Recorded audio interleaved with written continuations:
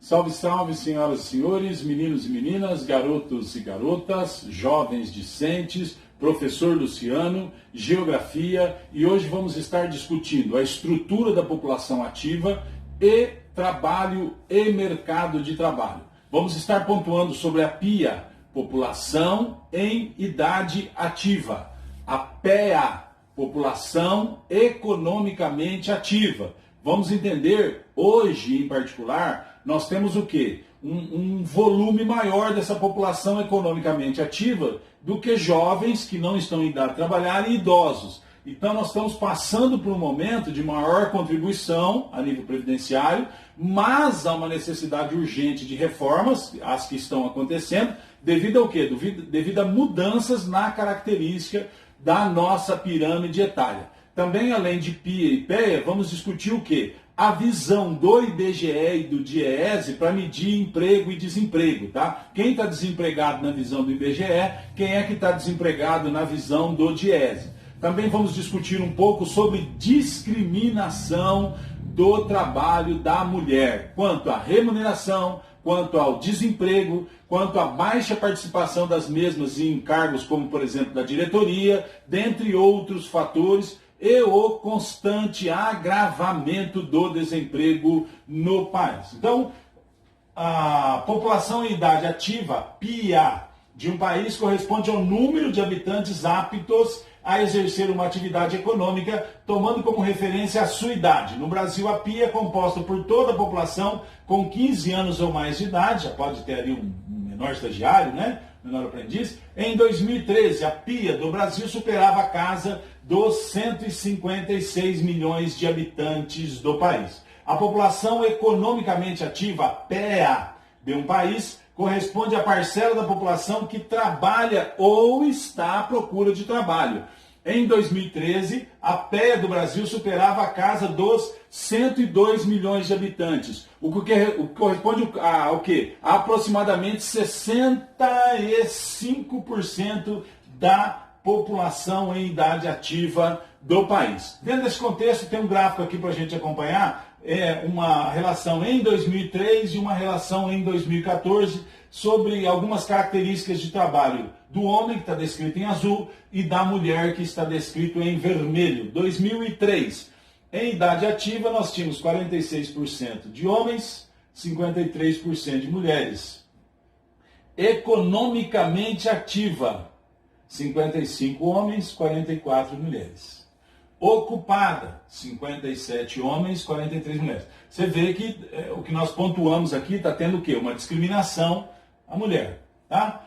Desocupada, certo? Então, quem está mais desocupada? As mulheres. Não economicamente ativo, as mulheres. E os senhores vão observar que praticamente se repete de 2003 para 2014. Assim, poucas alterações. Então, ou seja, discriminação quanto à remuneração, desemprego, baixa participação em cargos de diretoria e o agravamento também do desemprego. No Brasil, infelizmente, agora estamos com mais de 12 milhões de desempregados. O governo nem está soltando esses números na realidade, para não alarmar mais, mas nós estamos aí vendo as filas na Caixa Econômica Federal para receber esse auxílio devido a essa pandemia do Covid-19, mas nós com certeza estamos passando da casa dos 13 milhões de desempregados no país. Em 2010, a maior parte da população economicamente ativa brasileira se encontrava no setor terciário, tá? Então, o setor de prestação de serviços, 63,3%, seguida pelo secundário, indústria 22% e finalmente pelo primário, a agricultura, a produção de commodities, né? 14,7%. A distribuição da PEA nos setores de atividade varia de uma região para outra em função de vários fatores, como o nível de mecanização. Por exemplo, sul, produzimos bastante grãos, mas é bem mecanizado aqui, então não emprega tanta gente. Mecanização de sua agricultura e o nível de desenvolvimento industrial. Não emprega tanta gente, que eu digo assim, poderia mais pessoas estar trabalhando no campo, tem um volume grande que trabalha, poderia ter mais pessoas trabalhando no campo, mas devido à mecanização, esse volume não é tanto. Aqui, distribuição de percentual da população ocupada por setores de atividade. No Brasil, a média do Brasil, 14,7% das pessoas, trabalham na agricultura, na indústria 22 e no setor de serviços, setor terciário 63. Tá? Vamos pegar aqui a nossa parte sul, tá? Então, a agricultura 15,6, acima da média nacional, ó, 15,6, a indústria 26,2 e o setor de serviços 58. Você vai ver lá no Nordeste que tem um pouco de desenvolvimento, para quem já teve a oportunidade de ir lá, local lindo, muito bonito, mas 24,5% da população trabalha na agricultura. Pouca indústria, 17,7% da população, e a prestação de serviços, 57,9%, a menor que temos no país. Seguindo no raciocínio, a concentração da maior parte da população economicamente ativa no setor terciário da economia brasileira é decorrente da expansão urbana, da grande variedade de serviços encontrados nas cidades e das crescentes elevações da mecanização agrícola, da automação industrial e da terceirização. As mulheres estão cada vez mais presentes no mercado de trabalho, mais entendendo essa discriminação, lógico, né? Esse aumento na participação, em muitos casos, está ligado à necessidade de contribuir para a manutenção e o sustento da família, ao desejo de realização profissional e ainda à demanda do próprio mercado de trabalho. Entretanto, as mulheres são submetidas a uma dupla jornada, trabalha fora e trabalha em casa, né?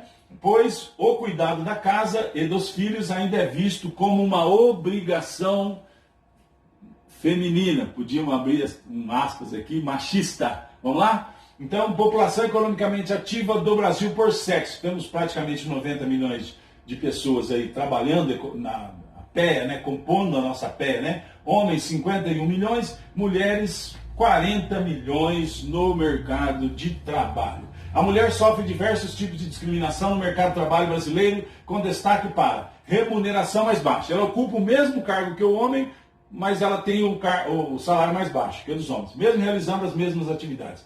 Taxa de desemprego maior que a dos homens, participação ainda rara em cargos de diretoria e grandes empresas, proporção de mulheres inseridas no mercado de trabalho formal, com carteira assinada, ainda menor do que a dos homens. Aqui um novo gráfico, se vocês observarem, empregado com carteira de trabalho assinada, em porcentagem, em verde em homens, vermelho em mulheres. Tá? Então, os senhores vão observar que ainda temos uma comparação entre 2000 e 2010, né? Então, em 2000, nós tínhamos com carteira assinada mais aqui homens e mulheres, né? Homens e mulheres, 2000 e 2010. Então, aqui em 2000, nós tínhamos 36% de homens, 32 mulheres. Aqui nós temos, em 2010, né?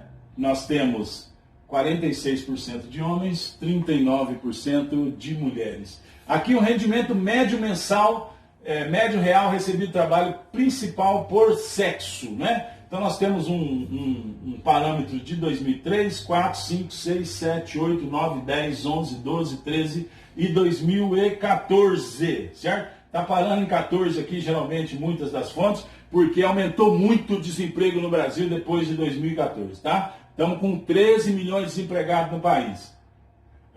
E o governo não solta daí, intencionalmente, não solta esses dados, né? Mas, só para a gente observar, tá? Lá atrás, em 2003, média de salário 1.806, de mulheres 1.279, 2014, 2.387 e mulheres 1.770. A vergonha disso tudo é dupla, pelo menos, tá? As mulheres estão discriminadas, produzindo o mesmo trabalho que os homens, e infelizmente essa vergonha de salário que a gente ganha em média no país, né? O governo, não estamos falando mal do A ou do B, de presidente A ou B, não estamos discutindo isso, estamos discutindo infelizmente essa falta de respeito com o trabalhador brasileiro e os baixos salários que são pagos como um todo. Não estou opinando sobre política, estou opinando que os nossos dirigentes têm que entender a necessidade de aumentar a média de rendimento mensal do brasileiro para que haja uma vida digna. Não estão contando com os 13 milhões de desempregados. Trabalho e mercado de trabalho.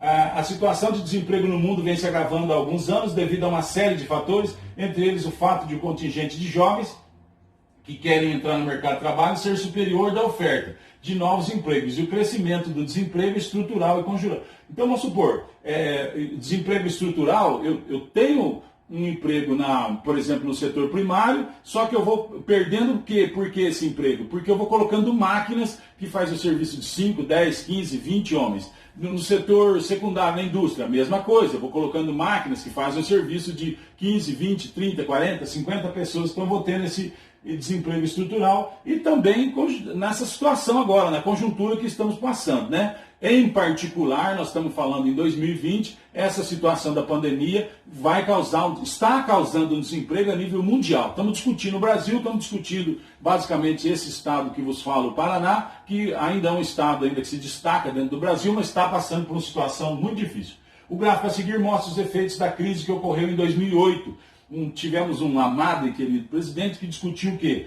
Que isso ia ser apenas uma marolinha que estava chegando no mundo, afetou o mundo inteiro, uma crise, uma supervalorização de imóveis aconteceu nos Estados Unidos. Os Estados Unidos basicamente ditam regras financeiras para o mundo inteiro, teve uma supervalorização de imóveis, esses imóveis perderam a liquidez, teve a quebra de um banco importante nos Estados Unidos e aconteceu o quê? Uma avalanche no mundo que eu creio que até agora ainda não se ajustou. No Brasil, em particular, não se ajustou. Veio melhorando e passa por situações diferenciadas, igual essa que estamos passando em 2020, e retorna ao desemprego de novo. Temos aqui nos Estados Unidos, nós tínhamos uma proporção de desemprego, ele foi aumentado, a França a mesma coisa, Reino Unido a mesma coisa, só a Alemanha que não se mostrou dentro desse contexto, mas Espanha, isso aconteceu no mundo inteiro, tá? Seguindo o raciocínio, a mesma coisa, um gráfico mostrando, né, as taxas de desemprego na zona do euro e dos Estados Unidos. Os Estados Unidos ainda se mostrando ser uma moeda forte, conseguiu se recuperar um pouco mais rápido. Na zona do euro, nós tivemos uma intensificação do desemprego. O Departamento Intersindical de Estatística e Estudos Socioeconômicos, o DIEESE, utiliza uma metodologia de análise do desemprego mais abrangente do que a do Instituto Brasileiro de Geografia e Estatística. O DIEESE é bem mais real, né? Isso determina que as pesquisas realizadas com a participação do DIEESE constatem a existência de taxas de desemprego mais elevadas do que as constatadas pelo IBGE. A pesquisa mensal de emprego, PME, realizada pelo IBGE, considera como trabalhador desocupado apenas aquele que se encontra em situação de desemprego aberto. Muito restrita essa visão. A pesquisa do DIEESE considera o quê? Como trabalhador desocupado, aquele que se encontra em situação de desemprego aberto, eu perdi meu emprego, tá? E também, assim, eu estou em situação precária de emprego, eu tô fazendo um subemprego, uma situação de vulnerabilidade, tá? Então o DIEESE é bem mais abrangente. Vamos só observar os números. Os números do IBGE são até... ele tem a metodologia dele, né? Mas aponta 4,8% da população em desemprego, já o DIEESE 11,6%, um número bem mais real, tá? A metodologia usada pelo DIEESE é a mesma utilizada pela Organização Internacional do Trabalho. Essa metodologia busca retratar de forma mais fiel as diversas situações no interior dos países subdesenvolvidos, que é o caso do Brasil, né? A expressão economia informal abrange o conjunto de atividades que são desenvolvidas à margem da legislação, que regula o funcionamento da economia. Os senhores estão acompanhando agora, se fosse pelo IBGE, não tinha essas filas que estão tendo na Caixa Econômica. O que é que acontece? Essas pessoas que estão trabalhando de informal, certo? Elas têm o quê? Elas estão à margem da legislação, elas não têm segurança nenhuma. Vendeu, comeu, não vendeu, não tem comida, né? Então, os trabalhadores que se inserem na economia informal de um país são os que apresentam, como regra, um nível de escolaridade e de qualificação muito baixo. A ocorrência de crise econômica em um território leva à diminuição da oferta de empregos formais e, por consequência, ao aumento da informalidade. Assim, a maioria dos trabalhadores que se inserem na economia informal não o faz por opção, não é feito por opção isso, tá? É por necessidade, mas sim por falta de outras perspectivas para se manter ocupado. A incorporação à economia informal implica a renúncia de benefícios sociais que foram conquistados pelos trabalhadores ao longo da história como resultado de muita luta. Você vê a pessoa chegando numa idade onde ela necessita de um ganho melhor, de uma saúde melhor, e você vê ela desamparada neste cenário que estamos vivendo. Nós temos que entender que a culpa é de todos os atores que estão, de alguma maneira, envolvidos na criação e geração de emprego.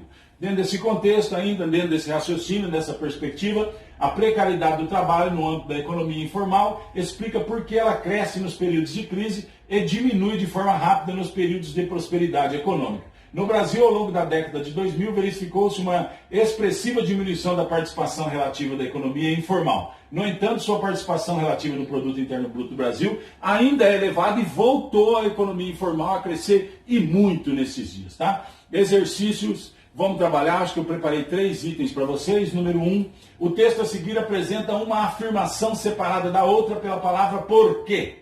A maior parte da população economicamente ativa do Brasil, em suas diversas regiões, exerce atividades profissionais no setor primário. Não, no Brasil não é no setor primário, tá? Porque, aí vamos lá, o ritmo de crescimento da população brasileira decresce. Isso é verdade.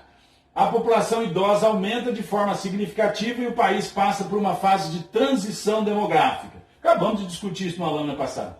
Letra A, B, C, D e E. A. Se a afirmação é verdadeira, não é verdadeira, certo? O Brasil, nós não ocupamos o setor primário, principalmente. B. Se a afirmação e a razão são verdadeiras, não.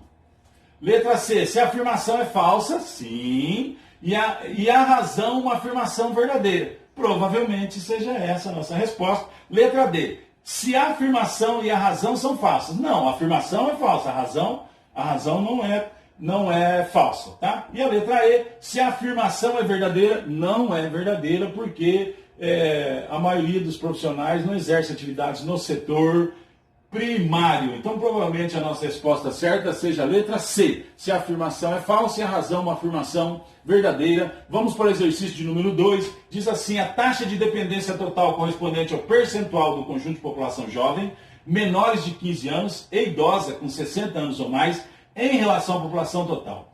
Ela expressa a proporção da população sustentada pela população economicamente ativa. Então, temos uma parte da população sustentada, os que não podem trabalhar, né, os muito jovens, e os idosos que saíram lá dessa população economicamente ativa. Tá? Então, ela expressa a proporção da população sustentada pela população economicamente ativa. Aqui está mostrando o quê? Em 2001, nós tínhamos taxa de dependência no Brasil, 60%.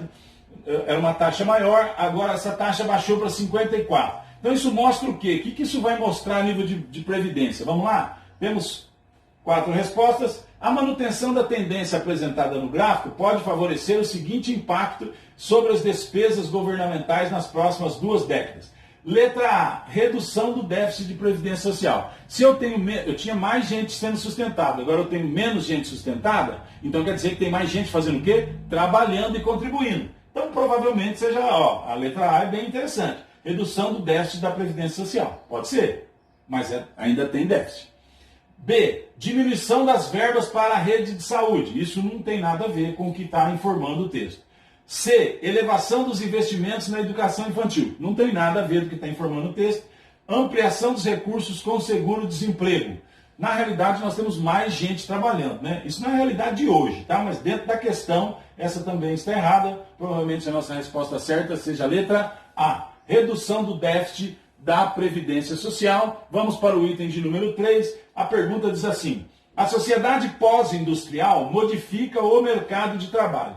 Com relação a estas modificações, é correto afirmar. O que é correto afirmar com relação às modificações de trabalho, tá? Então, letra A, B, C, D e E. Vamos achar a nossa resposta certa. O trabalho informal diminui na sociedade pós-industrial, certo? O trabalho informal diminui e aumenta o trabalho especializado, regulamentado pelo sindicato. O trabalho informal diminuiu no Brasil? Não. O trabalho sistêmico ou rígido nos complexos industriais está presente, com o máximo de especialização. Nos complexos industriais não tem o máximo de especialização, não. Estão procurando mão de obra e barata. B, errado. C, a relação do profissional com o emprego se tornou mais flexível em horários, pode sim, e locais de trabalho, sendo cada vez mais valorizada a criatividade e o conhecimento.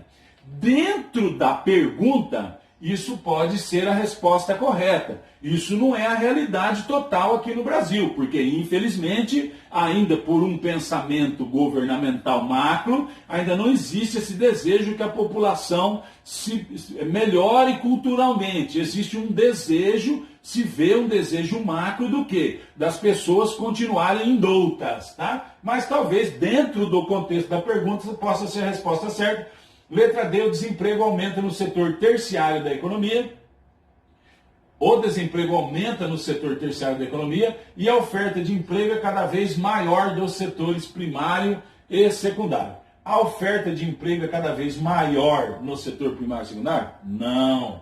O turismo deixa de ter uma participação ativa no mercado de trabalho? Neste momento, no país, maio de 2020, nós estamos, infelizmente, com uma situação difícil para o turismo, tá? Por causa do isolamento social, dentre outros fatores. Mas eu quero que você raciocine numa visão mais ampla, né? Então, o turismo deixa de ter uma participação ativa no mercado de trabalho devido ao aumento das horas de trabalho acordado por trabalhadores e sindicatos. Não, pelo contrário, isso não está certo não, tá? Então, provavelmente a nossa resposta correta seja a letra de número C. A relação do profissional com o emprego se tornou mais flexível em horários e locais de trabalho, sendo cada vez mais valorizada a criatividade e o conhecimento. Meninos e meninas, senhoras e senhores, garotos e garotas, não se esqueçam que nós estamos falando isso aqui para um pessoal que tem um nível cultural maior, certo? Então isso não é a realidade total do país, é dentro da pergunta. Então, portanto, estudem. Vamos lá? Quero agradecer a sua participação, muito obrigado e até mais.